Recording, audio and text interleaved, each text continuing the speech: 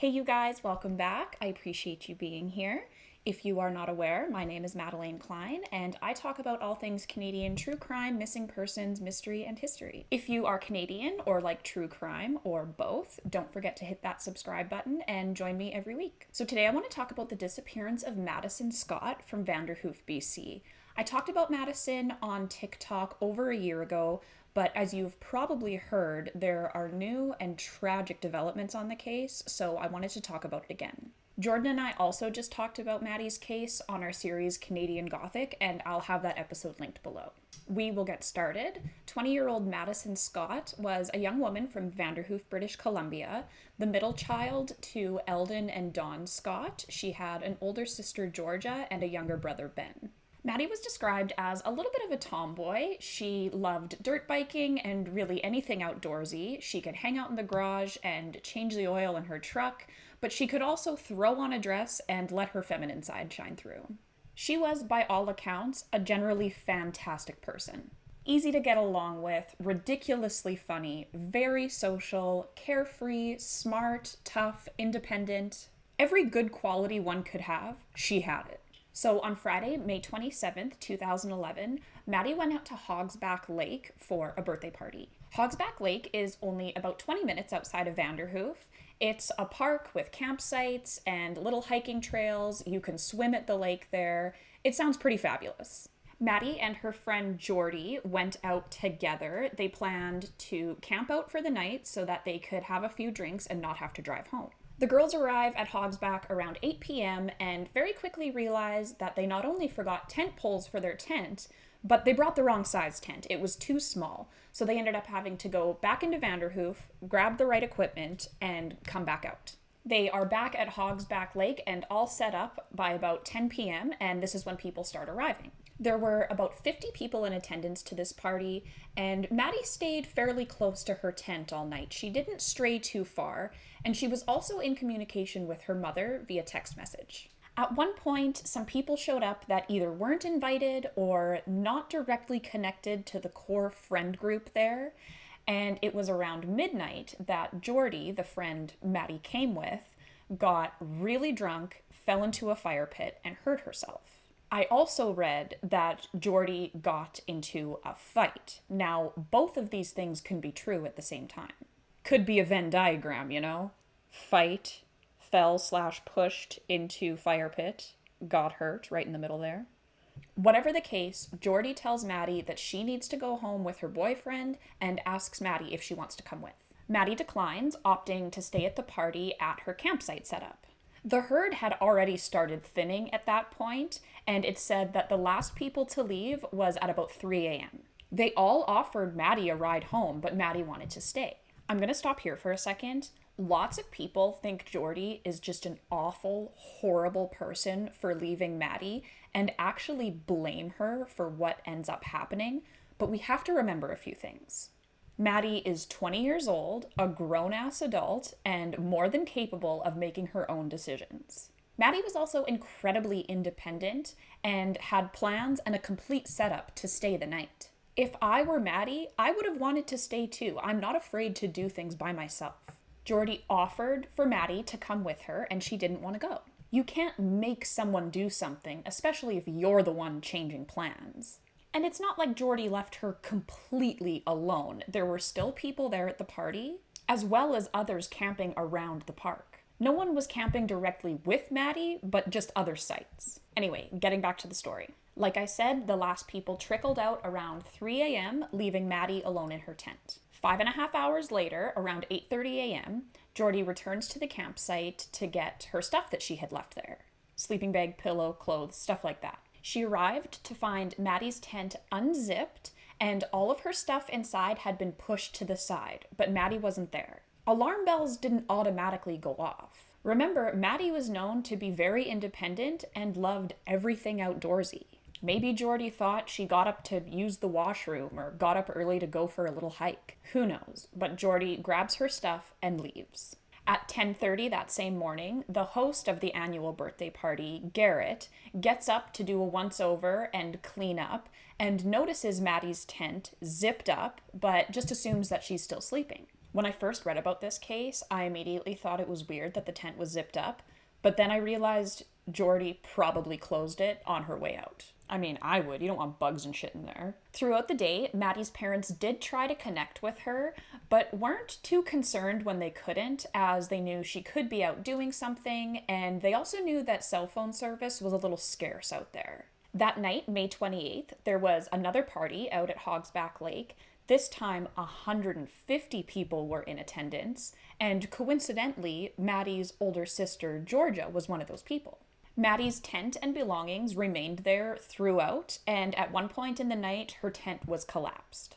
150 people is a lot of people. Somebody probably fell into it or walked into it or something. By the next morning, Sunday, May 29th, Maddie's mom still hadn't heard from her, and she thought that was very strange. She knew cell service was spotty, but it was really unlike Maddie to not be able to, at the very least, check in.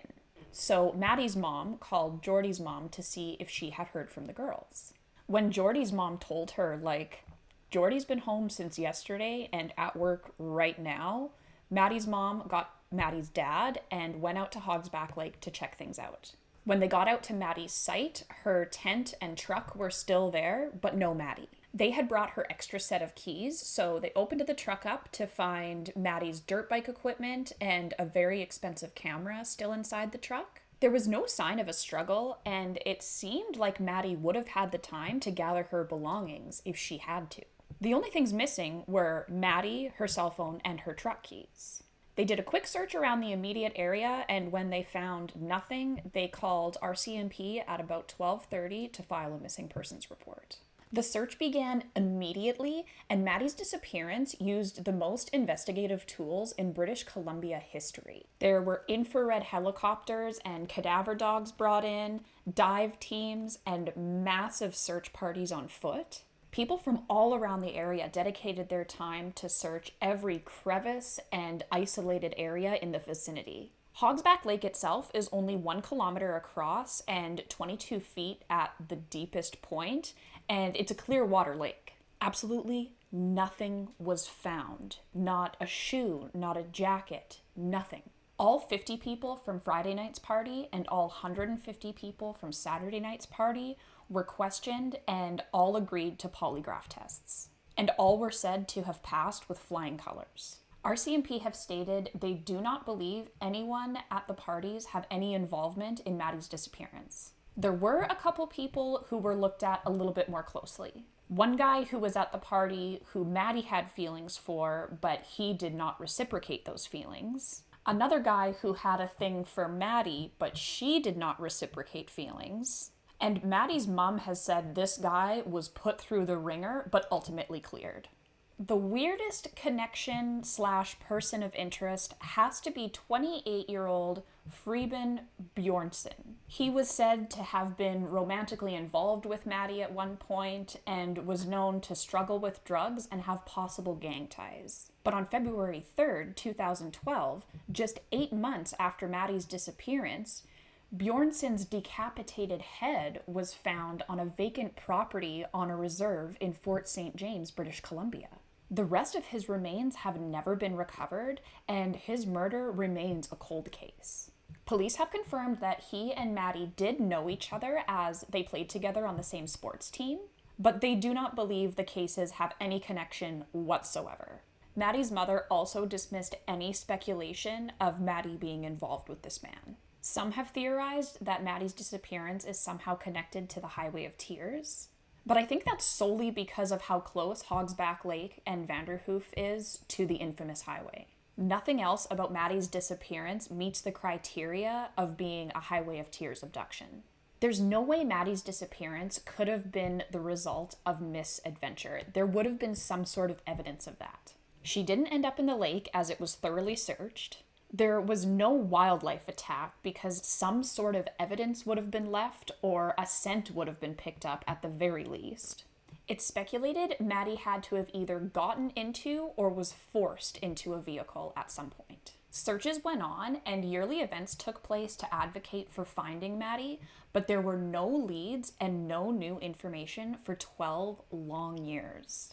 Just last week, on the 12th anniversary of Maddie being reported missing, human remains were found and confirmed to belong to 20-year-old Maddie Scott. A shocking and unbelievably sad development on an extremely high-profile case. It was just hours after a press conference pleading for anybody with information on the whereabouts of Maddie to come forward that her remains were found. Maddie's family was notified a day after the remains were found, and the British Columbia coroner confirmed it was Madison Scott a day later on May 29th, the 12th anniversary of Maddie being reported missing. Police haven't stated where her remains were found or how they came across them, but a search warrant has been executed on a rural property in Eastside Vanderhoof, about 80 kilometers away from Prince George. They said that this property is connected to where her remains were found. I'm not sure if that means that's where they found the remains. They're keeping things pretty quiet right now. Foul play has not been ruled out, but arrests have not been made. I mentioned earlier, Jordan and I talked about this case on Canadian Gothic, and we discussed the possibilities on how they could have found Maddie's remains. I just think it's too coincidental that hours after a police press conference pleading for information on the case, there is a major break. I think that somebody that knew something watched that press conference and decided for whatever reason it was time to call in a tip or tell someone or whatever. Why? Who knows? But the timing is just too close. It had to have been a tip from the public. This is absolutely just speculation on my part, total opinion. Like I said, nothing has been definitively announced or anything like that. I am hoping for updates and arrests soon. There are so many questions. Who did this? Why? When? Where? How? I don't think they're going to dawdle on this case, and I'm really hopeful the Scott family has answers soon. I will update as updates come in, but for now, that is it for me. Check out Jordan and I's episode on Canadian Gothic. I will have that link down below. I'm also going to link a 2013 documentary that I found really detailed and informative. Other than that, leave me your thoughts down below. Don't forget to subscribe so you don't miss any updates, and I will catch you guys next week. I promise I'll be back next week. I won't take another week off. Forgive me, I have been so freaking unmotivated lately, but I'm working on it. Anyway, thank you guys so much for being here, and we will chat soon. Toodles!